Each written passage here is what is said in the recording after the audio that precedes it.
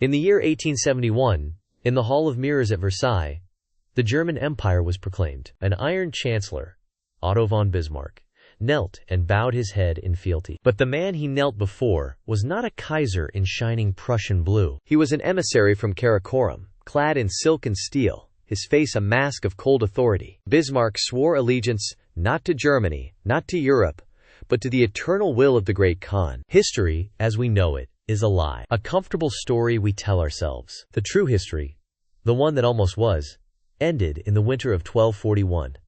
It died in a snow-choked forest in Hungary. It died with a single courier, a man whose horse went lame. It died with a message that never arrived. A message reporting the death of the great Khan, Ogedei. In our timeline, that message reached the Golden Horde. The great generals, Batu Khan and the legendary Subutai, poised on the doorstep of a terrified and defenseless Europe, turned their armies back. They rode east to elect a new Khan, their duty to the empire superseding their conquest. The fractured kingdoms of the West were granted a miracle, a reprieve they did not earn, and could never have won for themselves. But in this timeline, the horse does not stumble. The courier does not fall. The message is never sent. Ogedei Khan, far away in his capital, recovers from his drunken stupor. And in the fields of Hungary, Subutai waits for the spring thaw, his strategic mind, the finest of its generation, contemplating not retreat, but utter, complete, and total victory. The spring of 1242 did not bring renewal. It brought the thunder of 10,000 hooves. The Mongols did not probe or raid. They executed a plan of annihilation conceived by a genius. Vienna, the gateway to the German states, was not merely besieged, it was erased. The combined forces of the Holy Roman Empire, a clumsy, arrogant beast of armored knights and peasant levies, met the horde at the plains of the Danube. It was not a battle. It was a slaughter. The European knight, a product of 1,000 years of martial tradition, was an apex predator hunting in his own small forest. The Mongol warrior was a creature of the steppe, relentless, efficient, and utterly devoid of the chivalric codes that doomed his opponents. They did not fight for glory. They fought to win, and they did not stop winning. The fall of the German states took 2 years. The subjugation of France, 5. The sack of Rome in 1251 was a historical footnote, a final, guttural scream from a world already dead. The Pope was captured, his holy relics catalogued and shipped east along the Yaf, the great Mongol supply network that was now being brutally stamped onto the ancient roads of Europe. Castles became administrative outposts. Cathedrals became storehouses. The bells that once called men to prayer were melted down to forge cannonballs. The destruction was biblical. An entire civilization, its art, its laws, its faith, was decapitated. But this was not the mindless rampage of barbarians. It was a culling, a terrifyingly rational reset. And from the blood-soaked soil of Christendom, the Khans would build a new world. To understand how this global dominion led to gunpowder-fueled airships over the Thames, we must first look to a captured alchemist in the ruins of Prague. The Mongol genius was not in invention, but in assimilation. They were the ultimate meritocrats, blind to race or creed, interested only in utility. A conquered people was a resource. Their brightest minds were a treasure to be exploited. While scribes in Karakorum translated the works of Aristotle and Aquinas,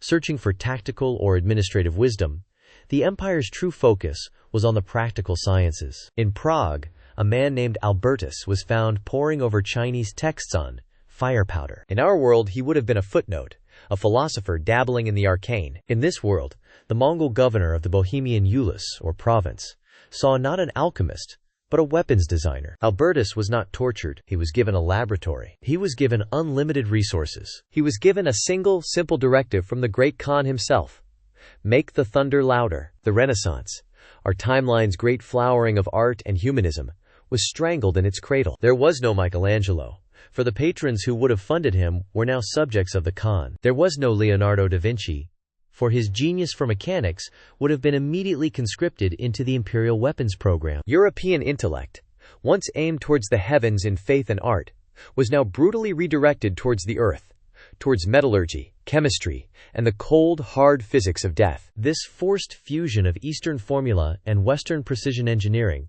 ignited an industrial revolution centuries ahead of its time. But it was not a revolution of steam and cotton. It was a revolution of saltpeter, sulfur, and charcoal. By the year 1400, Mongol armies were not just armed with bows and sabers. They carried multi-shot repeating crossbows with intricate gear mechanisms designed in Milan. Their cannons, forged in the foundries of the Ruhr Valley, could level city walls in a matter of hours, not weeks. And for the next 300 years, the world knew only the Khan's will. It was a peace of a kind. The Pax Mongolica, with the entire known world under a single, unified authority. The ceaseless, petty wars of feudal lords and kings simply stopped. The Silk Road was no longer a road. It was a global artery, stretching from the China Sea to the coast of Portugal, protected by the Khan's soldiers, its every mile marker placed by the Khan's engineers. Trade did not just flourish, it exploded. But it was a peace kept by the sword, and enforced by a terrifyingly efficient system of control. The entire population of the globe was reorganized along traditional Mongol military lines. Every man was a soldier, part of a 10-man Arban, a 100-man Zun, a 1,000-man Minghan, and the 10,000-man Tumen. Your job, your home, your very life was dictated by your place in this rigid, unyielding hierarchy. There was no social mobility, only military promotion. Dissent was not tolerated. The Yasa, the secret law code of the Khans, was now the law of the world. Its tenets were simple and absolute. Theft was punished by death. Adultery, by death. Cowardice in battle, by the death of your entire 10-man squad. There were no trials, no appeals, only the swift, brutal justice of the local Khan's representative. It was a world of perfect order, a world without chaos, and a world without freedom. For 3 centuries, this monolithic stability held. The Americas, discovered by Mongol-sponsored Genoese sailors in 1492, were quickly and ruthlessly integrated. The Aztec and Inca empires were not conquered in a clash of civilizations.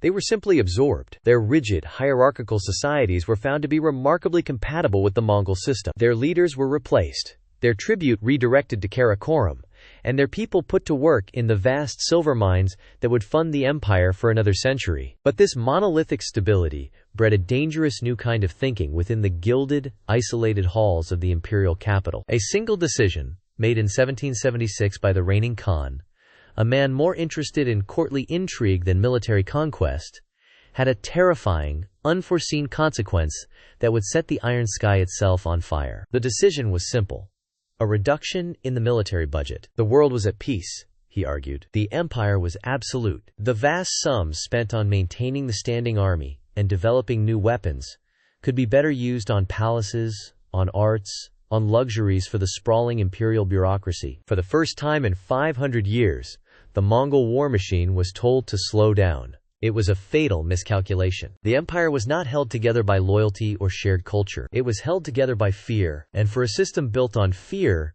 the perception of weakness is a death sentence. In the German Ordas, the master gunsmiths, long resentful of their Mongol overlords, began to secretly work on their own designs. They did not build better cannons. They built smaller ones. They built rifles. Simultaneously, the restless minds in the Italian engineering guilds, freed from the constant demand for siege engines, turned their attention to the sky. They took the ancient Chinese fire arrow, the foundation of Mongol rocket artillery, and began asking a new question. Not, how can we make this a better weapon?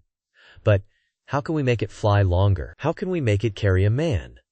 The result was a technological divergence. The core of the empire, content and complacent, stagnated. The periphery, resentful and ambitious, innovated in secret. When the rebellions began in the early 1800s, they were a shock to the system. The Khan in Karakorum sent the army, expecting the usual swift, brutal suppression. But the army that arrived was 500 years old. The rebels they faced were from the future. The shock was profound. The myth of Mongol invincibility was shattered in a single, bloody afternoon. The empire, a monolith for half a millennium, began to crack. The Khan, terrified, reversed his decision. The imperial coffers were thrown open. A call went out across the entire world-spanning empire: innovate, or we die. Make the thunder louder than ever before. What followed was not an industrial revolution. It was an industrial maelstrom, a frantic, 50-year arms race, where centuries of technological progress were compressed into a single lifetime. The Mongol response to the rifle was not a better rifle. It was the Huo Long, the fire dragon. They took their mastery of rocketry, their unparalleled cavalry traditions, and the brute force of their industrial might, and fused them into a terrifying new soldier. They were shock troops, human artillery. A fire dragon rider would use a short, powerful burst from his rocket pack to launch himself over enemy lines, landing amidst them with terrifying speed, discharging multi-barreled pepperbox rifles before the enemy could even react. They were unstoppable. The European rebellions were crushed, not with tactics, but with sheer, overwhelming technological supremacy. The empire was saved, but it was forever changed. The Pax Mongolica was over. The age of the Iron Sky had begun. The world was once again unified under the Khan. But the paranoia never faded. The drive for technological dominance became the empire's sole obsession. The search for better weapons led to a search for better fuels, better explosives, more powerful sources of energy. This relentless quest pushed the empire's miners deeper into the Siberian wilderness than humanity had ever gone before. They were searching for coal and rare metals to feed the forges of the war machine. What they found was something else entirely. Something ancient and something alive. To understand how this discovery, a strange bioluminescent fungus that grew on crystalline lattices deep within the earth, would lead to cities illuminated by a cold, ethereal light, we must first examine the desperate work of the Khan's chemists in Imperial Alchemical Bureau No. 7. They weren't trying to build a new world. They were trying to perfect a new kind of gunpowder. The substance, which they called kokjarik, or blue light, was a biological anomaly. It consumed minerals and emitted a low-level, constant luminescence. A curiosity. But one chemist, a disgraced scholar from the subjugated universities of England, discovered its true potential. When pulverized and mixed with their existing rocket fuel formula, it didn't just increase the fuel's energy output, it stabilized it, catalyzed it, and amplified its power 100-fold. This was the breakthrough the Empire had been searching for. It was a new energy source, more potent than any black powder. Within a generation, the Fire Dragon Riders were equipped with new kokjarik engines, allowing them to fly faster, farther, and with more devastating payloads than ever before. The Khan's grip on the planet was now absolute, guaranteed by soldiers who could cross an ocean in a day. With its military supremacy assured, the Empire turned this new technology inward. The age of coal and smoke gave way to the age of light. The great cities of the Empire were transformed into silent, luminous wonders. There was no soot, no grime, just the cold, clean, perpetual glow of the kokjarik. It was the ultimate expression of the Mongol world order. Efficient, powerful, centrally controlled, and beautiful in a terrifyingly sterile way. A perfect, silent peace, powered by a strange life form dredged from the bottom of the world. The energy was piped from massive geothermal processing centers deep in Siberia, channeled through a global network of crystal conduits. It was the Empire's lifeblood, the very symbol of its eternal, unchallengeable power, the final victory of order over chaos. But in the year 1925, a lone technician in a monitoring station in the Ural Mountains noticed an anomaly. A flicker, a tiny, almost imperceptible fluctuation in the energy flow from the primary Siberian excavation site. He reported it. He was ignored. But then it happened again. A week later, in downtown Paris, a woman walking home stops. She hears a sound, a low hum, a strange vibration in the air where there should only be silence. She looks down, at the cobblestones beneath her feet, at the crystal conduit embedded in the street, and she sees it, a tiny hairline crack, spreading like a spider's web across its flawless surface. From deep within the glowing crystal, the hum grows louder. The hum becomes a scream. It is not a sound of mechanics, but of something organic, something in agony. The hairline crack does not just spread, it splinters in 1,000 directions at once, the crystal's internal light flaring to a blinding, supernova white. It was not an isolated event, it was a death rattle, echoing through the veins of the world. For the first time in a century, the citizens of the Mongol Empire heard the sound of their world breaking. The Khan's perfect network, the lifeblood of their eternal order, was a single, interconnected organism. They had treated a living entity like a strip mine, draining it for a century to power their sterile utopia. And now, its heart was finally giving out. The anomaly the technician had seen wasn't a fluctuation. It was a final, ragged breath. The great beast in the heart of the world was dying, and it would take its keepers with it. And then, a silence the world had not known for generations. The global hum of the kokjarik network ceased. In the cities, the conduits flashed one last time, and then went dark. The age of the Iron Sky was over. The great, silent, luminous cities of the Mongol Empire became tombs of darkness and confusion. The symbols of order became monuments to failure, and the Fire Dragon Riders, the Empire's angels of death, became falling stars. The empire hadn't been defeated by rebellion or invasion. It had been hollowed out from within, killed by the ghost in its own machine. Their relentless drive for power had led them to chain a force of nature they never understood, and in its death, it had dragged their perfect world back into the Dark Ages. History is a pendulum. It swings from chaos to order, from darkness to light, and always back again. It reminds us that even the most eternal empires are built on foundations that can crack, and the brightest lights can one day be extinguished, leaving only the darkness they sought to conquer. What if the world you know is just one version of the story? To explore the histories that never were, and uncover the turning points that created the world we see today, subscribe to ChronoShift. The past is never as far away as you think.